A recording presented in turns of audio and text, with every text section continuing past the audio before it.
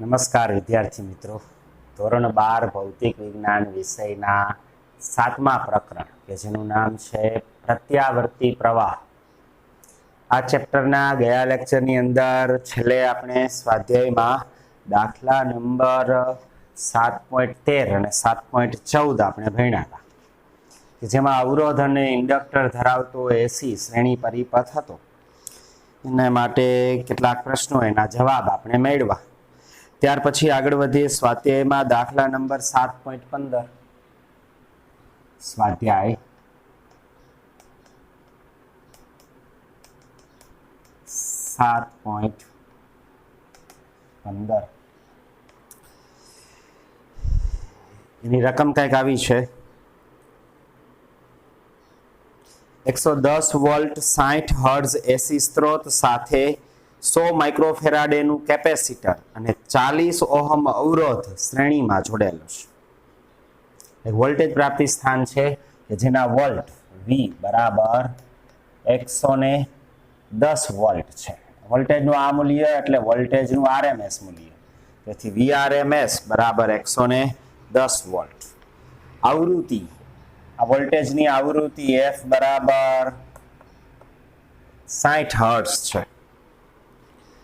આ સ્ત્રોત સાથે 100 માઇક્રોફેરાડેનું કેપેસિટર એક જોડવાનું કે જેનું કેપેસિટન્સ 100 માઇક્રોફેરાડેનું કેપેસિટર અને 40 ઓહમ અવરોધ શ્રેણીમાં જોડેલો છે.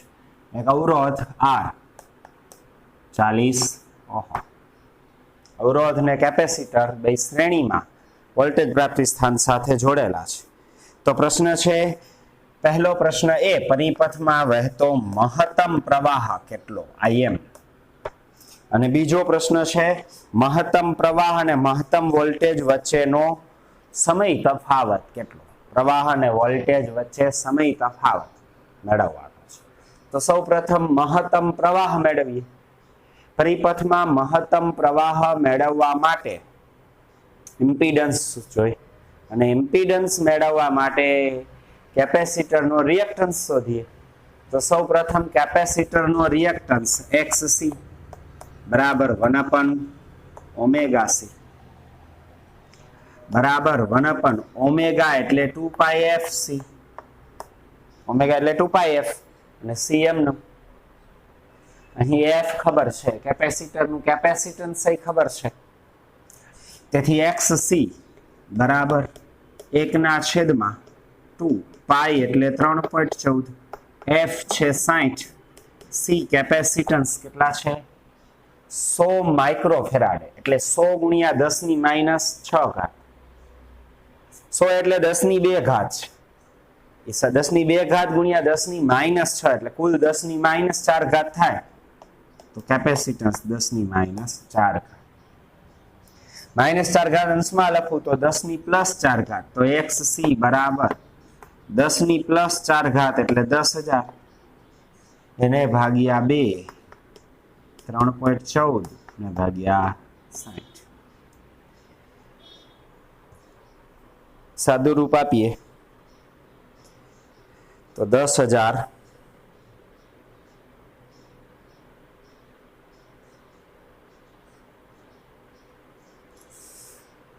ભાગ્યા 2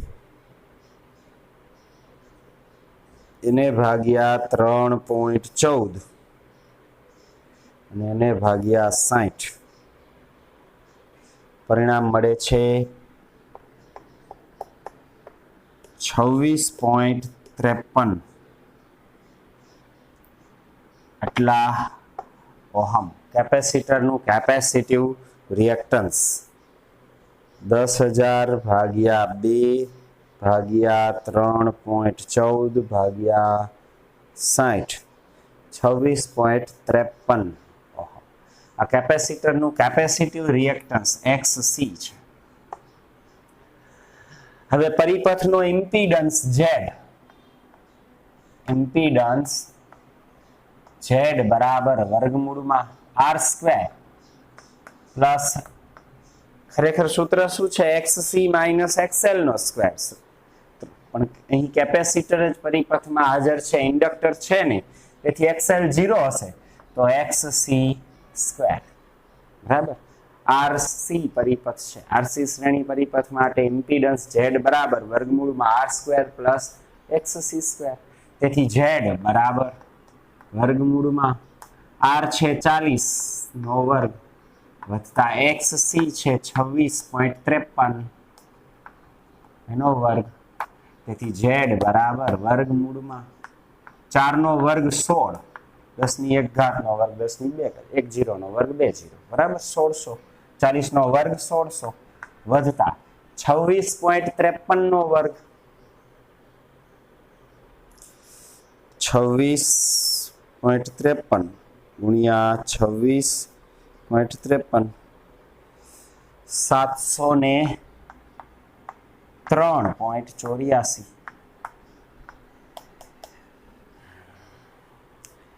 1600 અને 703.84 નો સરવાળો કરીએ તો 1600 વધતા 703.84 પરિણામ મળે છે 2303.84. એનું વર્ગમૂળ કાઢીએ તો ઇમ્પિડન્સ Z બરાબર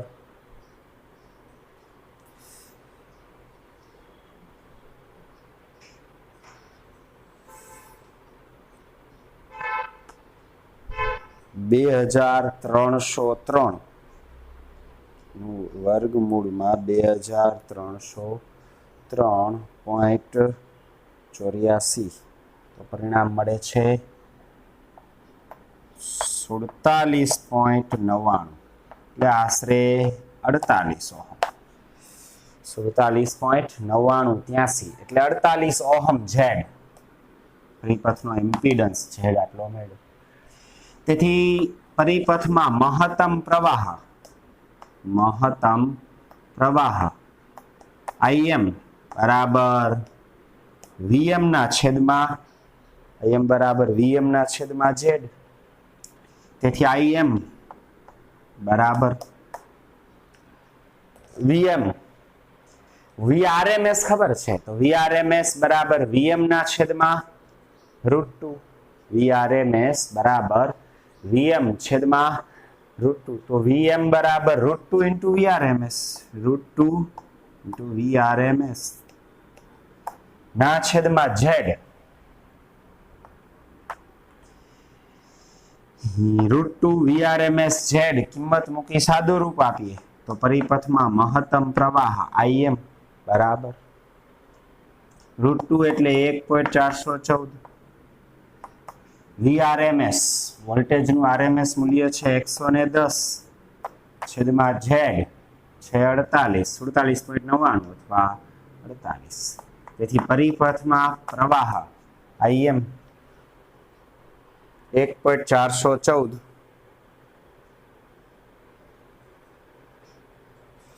એને ગુણ્યા 110 એને ભાગ્યા 48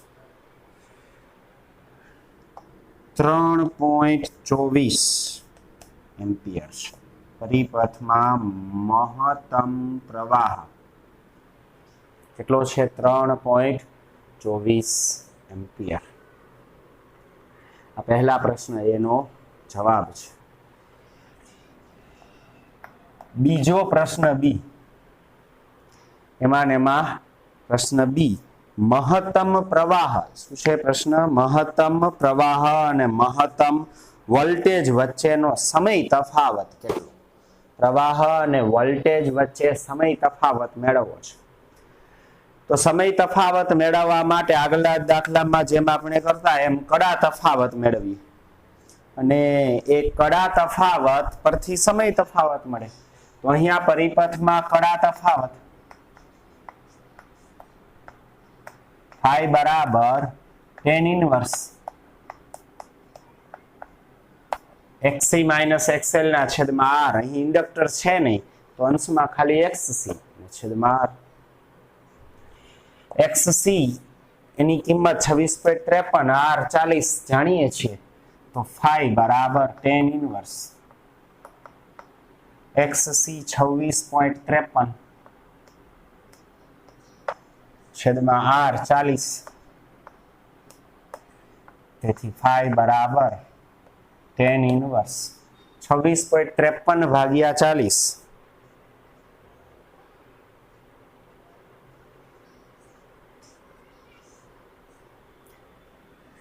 0.66 32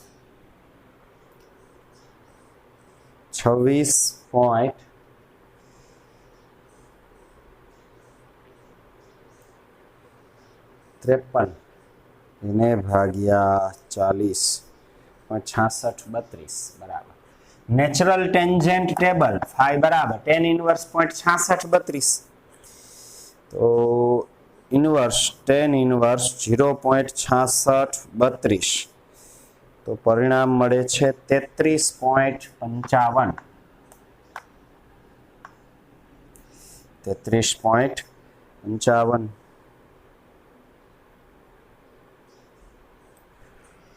આટલા અંશ આશરે 33.5 અંશ કડા તફાવત મળે છે અને અનુરૂપ સમય તફાવત મેળવી જો કડા તફાવત 360 અંશ હોય તો સમય તફાવત એક આવર્તકાળ જેટલો હોય આવી રીતે આવું આમ આલેખ હોય વોલ્ટેજ વિરુદ્ધ ઓમેગા ટી નો તો અહીંયા એક આવર્તકાળ એનો સમય કેપિટલ ટી હોય અને કડા તફાવત 360 અંશ હોય તેથી 360 અંશ કડા તફાવત માટે સમય તફાવત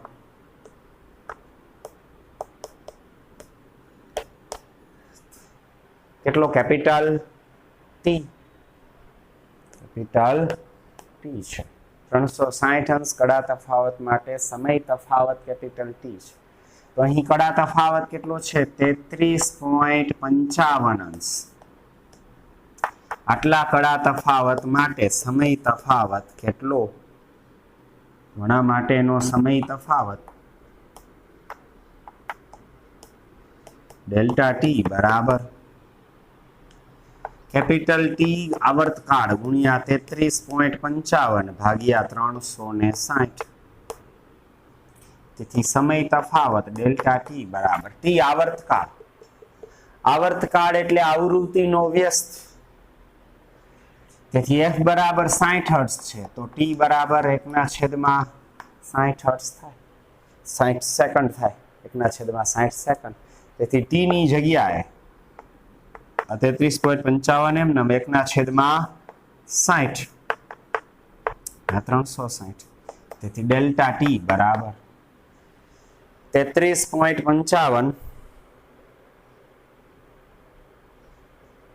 ભાગ્યા 60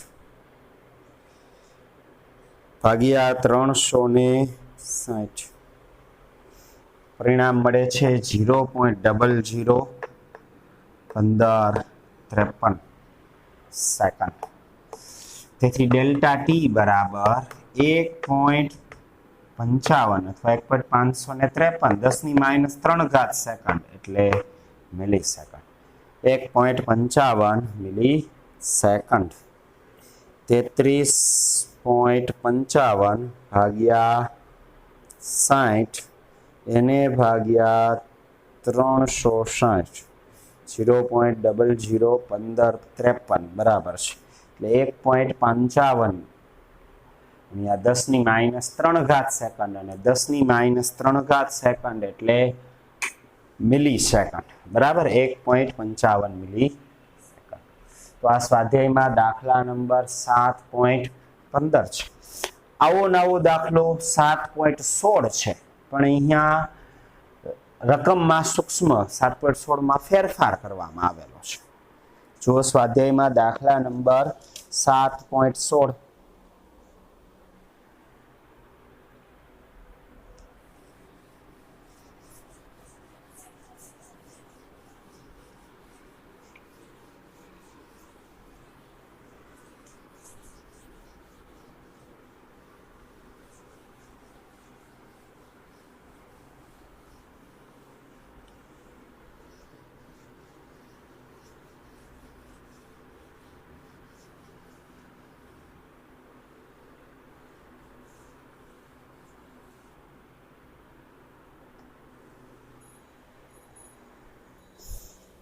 રકમ કંઈક આવી છે સ્વાધ્યાય 7.15 માં પરિપથ સાથે 110 વોલ્ટ અને 12 કિલો હર્ટ્ઝ સ્ત્રોત જોડવામાં આવે કેપેસિટન્સ 100 માઇક્રોફેરાડે અવરોધ 40 ઓહમ એ બધું એમને પણ આવૃત્તિ છે એ 60 હર્ટ્ઝ હતી એની જગ્યાએ 12 કિલો હર્ટ્ઝ 12000 હર્ટ્ઝ આવૃત્તિ કરેલી તો એ અને બી ના જવાબ મેળવો એટલે કે મહત્તમ પ્રવાહ અને સમય તફાવત કેટલા તે મેળવો અને આગળ રકમમાં કીધું છે તે પરથી ખૂબ જ ઊંચી આવૃત્તિએ કેપેસિટર વાહક બને છે એ વિધાન સમજાવો ખૂબ ઊંચી આવૃત્તિએ કેપેસિટર છે એ વાહક બને છે અને ડીસી પરિપથમાં સ્થાયી અવસ્થા પછી કેપેસિટરની વર્તણૂકની સરખામણી આ વર્તણૂક સાથે કરો તેથી ડીસી પરિપથમાં શું થાય પણ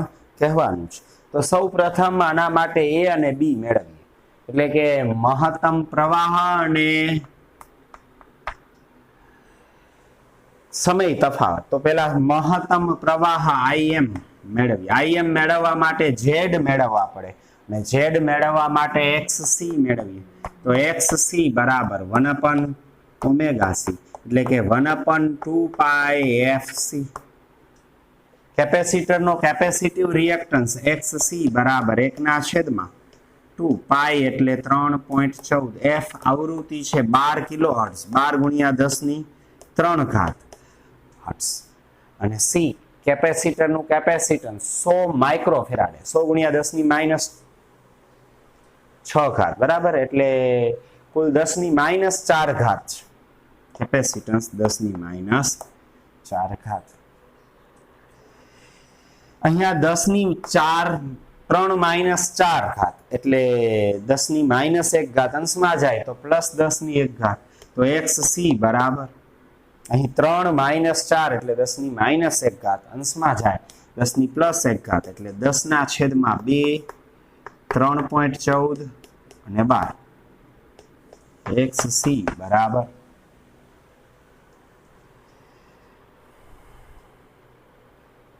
10/2 એને ભાગ્યા 3.14 એને ભાગ્યા 12 તો પરિણામ મળે છે 0.132696 એટલે 1327 ઓહમ કરી નાખીએ 0.1327 ઓહમ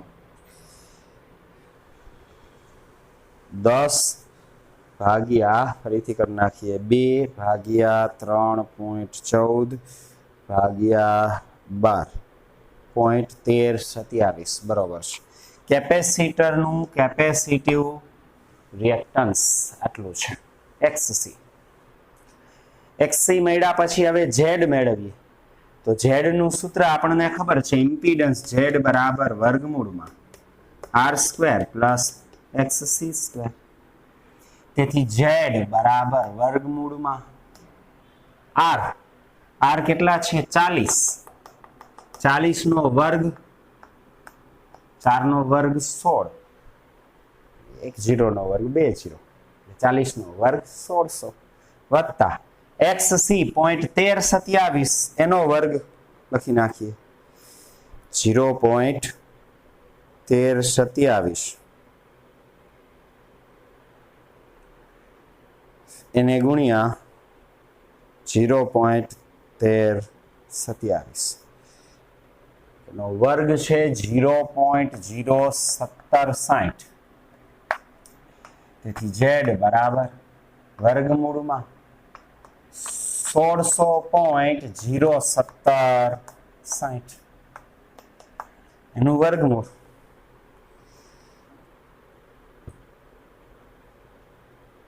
વર્ગમૂળમાં 1600.0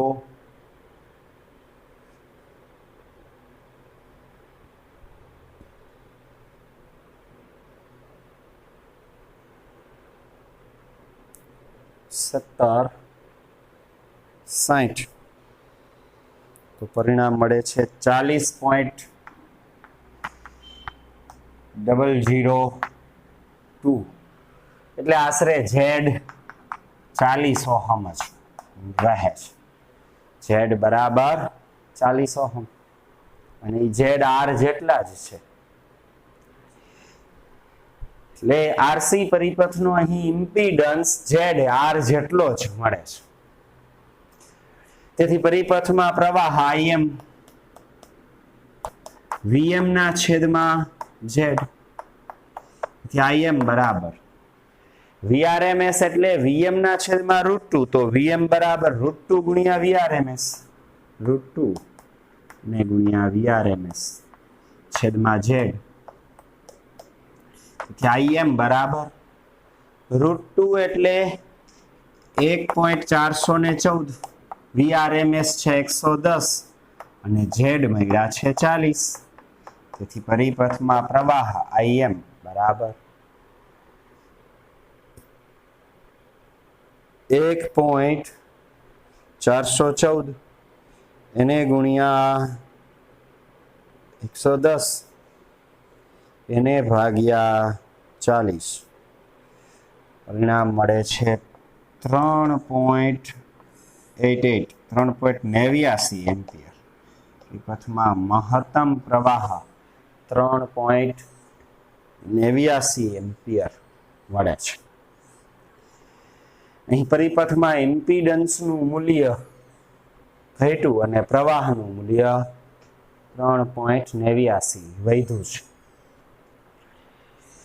તેથી પરિપથમાં આટલો પ્રવાહ વહેશે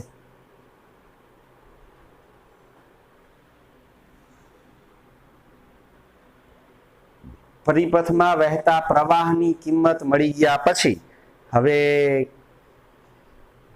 પ્રવાહ અને વોલ્ટેજ વચ્ચે કડા તફાવત મેળવી તેથી કડા તફાવત બી સમય તફાવત મેળવવા પહેલા કડા તફાવત મેળવી કડા તફાવત phi બરાબર tan ઇન્વર્સ XC ના છેદમાં R તેથી phi બરાબર tan ઇન્વર્સ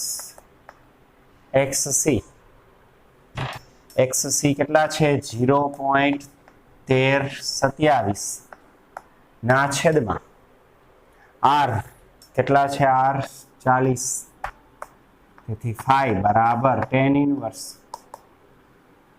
0.1327 ભાગ્યા 40 0.1327 એને ભાગ્યા 40 0.0033 મળે છે તો tan ઇન્વર્સ નેચરલ ટેન્જન્ટ ટેબલની મદદ વડે tan ઇન્વર્સ 0.0033 તો પરિણામ મળે છે phi 0.19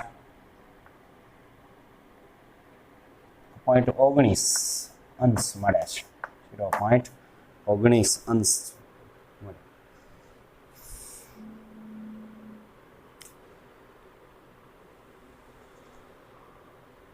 tan ઇન્વર્સ 0.0033.1890 બરાબર 0.19 અંશ જેટલો કડા તફાવત મળે છે આ કડા તફાવત ને અનુરૂપ સમય તફાવત મેળવીએ 360 અંશ કડા તફાવત માટે સમય તફાવત આવર્તકાળ t જેટલો 360 અંશ કડા તફાવત હોય તો સમય તફાવત t જેટલો તો અહીં કડા તફાવત માત્ર 0.19 અંશ છે તો એટલા કડા તફાવત માટે સમય તફાવત કેટલો સમય તફાવત ડેલ્ટા t બરાબર 0.19 ગુણ્યા t ના છેદમાં 360 તેથી ડેલ્ટા t બરાબર 0.19 ગુણ્યા કેપિટલ T આવર્તકાળ એટલે આવૃત્તિનો વ્યસ્ત છે આવૃત્તિ આટલી છે તો આવર્તકાળ 1/12 કિલો એટલે 10⁻³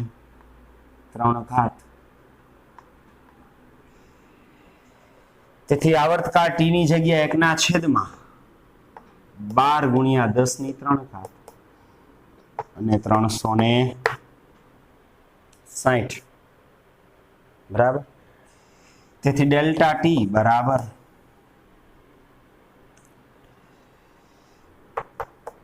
0.19 ભાગ્યા 12 ભાગ્યા 36 આમ રાખીએ તો આ 3 ને 1 4 ઘાત અંશમાં જાય તો 10 ની -4 ઘાત।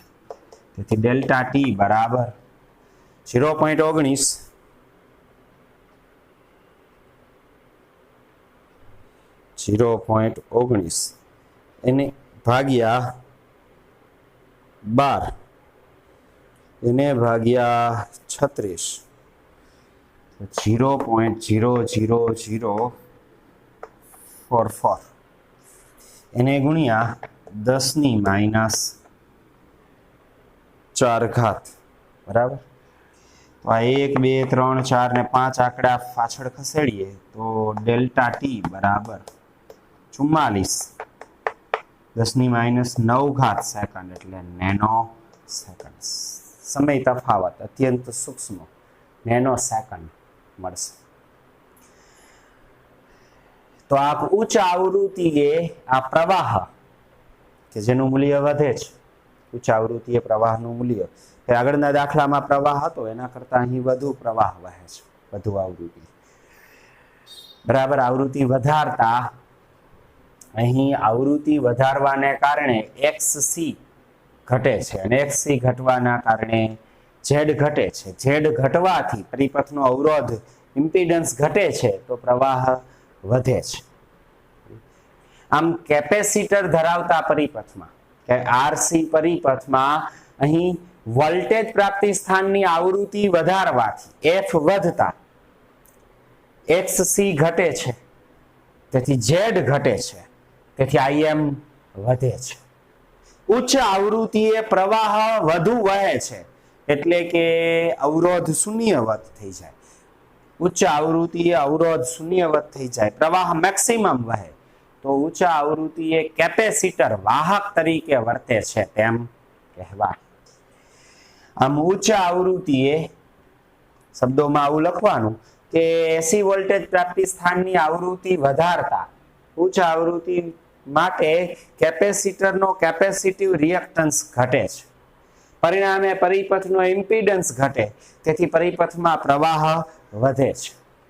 અતિ ઉચ્ચ આવૃત્તિએ કેપેસિટરમાંથી મેક્સિમમ પ્રવાહ વહે તેથી કેપેસિટર એક વાહક તરીકે વર્તે છે। આમ ઉચ્ચ આવૃત્તિએ કેપેસિટર વાહક તરીકે વર્તે છે। આ વિધાનની સાબિતી છે બરાબર। ત્યાર પછી ડીસી વોલ્ટેજ પ્રાપ્તિ સ્થાન માટે વાત કરીએ તો ડીસી વોલ્ટેજની આવૃત્તિ જ શૂન્ય હોય। જો આવૃત્તિ જ ડીસી વોલ્ટેજની શૂન્ય હોય તો કેપેસિટિવ રિએક્ટન્સ અનંત થાય। કેપેસિટિવ રિએક્ટન્સ જો અનંત થાય, XC જો અનંત હોય તો Z અનંત બને અને જો Z અનંત થાય તો પ્રવાહ શૂન્ય બને। એનો અર્થ એવો કે ડીસી પરિપથની આવૃત્તિ શૂન્ય હોય, XC અનંત બને, Z અનંત બને અને IM 0 બને, પરિપથમાં પ્રવાહ વહે નહીં। તેથી કેપેસિટર એ ડીસી પરિપથ માટે અનંત અવરોધ સર્કિટ બ્રેકર ઓપન સર્કિટ તરીકે વર્તે છે। એટલે જ આપણે ત્રીજા ચેપ્ટરમાં જ્યારે પણ કોઈ પરિપથ હોય ને એમાં કેપેસિટર કીધું હોય સ્થાયી સ્થિતિમાં, ચાર્જિંગ સ્થિતિમાં હોય ત્યારે એકવાર ચાર્જ થઈ જાય ત્યાં સુધી પ્રવાહ સૂક્ષ્મ વહે, પણ જેવો ચાર્જ થઈ જાય પછી સ્થાયી સ્થિતિમાં ડીસી પરિપથમાં કેપેસિટરમાંથી પ્રવાહ વહે નહીં, કારણ કે ડીસી પરિપથની આવૃત્તિ શૂન્ય હોય તો છેદમાં F છે તો XC અનંત થાય, XC અનંત તો Z અનંત અને Z છેદમાં છે, અનંત છેદ હોય તો કિંમત શૂન્ય મળે તો પ્રવાહ વહે નહીં। તેથી ડીસી પરિપથમાં સ્થાયી સ્થિતિમાં કેપેસિટરમાંથી પ્રવાહ વહેતો નથી, તેથી પ્રવાહ સર્કિટ બ્રેકર તરીકે વર્તે છે। જ્યારે એસી પરિપથ માટે કેપેસિટર એ વાહક તરીકે વર્તે, ઉચ્ચ આવૃત્તિએ પ્રવાહ હોય એટલો બધો જ પસાર થઈ જાય એટલે ઉચ્ચ આવૃત્તિએ પ્રવાહ કેપેસિટર છે એ વાહક તરીકે વર્તે છે. તેથી ખાસ મહત્વની વાત, કેપેસિટર ઊંચી આવૃત્તિએ વાહક તરીકે વર્તે અને ડીસી પરિપથ માટે ઓપન સર્કિટ તરીકે વર્તે છે. પ્રવાહ વહેવા દઈએ. ઇન્ડક્ટર અને કેપેસિટર આ બંનેની આ વાત આ ચારેય દાખલાઓ પરથી ફલિત થાય છે. બરાબર. તો આ સ્વાધ્યાયમાં દાખલા નંબર 7.15 અને 7.16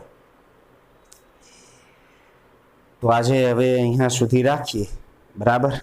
બંને દાખલાઓ ખાસ તૈયાર કરજો અને કેપેસિટર અને ઇન્ડક્ટરની આ બંને વાત છેલ્લા 2 લેક્ચરમાં જે આપણે બંને વાત ભણ્યા એ આવૃત્તિ વધારતા કેપેસિટર છે અતિ ઉચ્ચ આવૃત્તિએ એ વાહક તરીકે વર્તે છે અને ડીસી પરિપથ માટે કેપેસિટર એ સર્કિટ બ્રેકર અનંત અવરોધક તરીકે પ્રવાહ વાહક તાર તૂટેલો હોય એવી રીતે વર્તે છે, એટલે કે પ્રવાહ વહેવા દેતો નથી.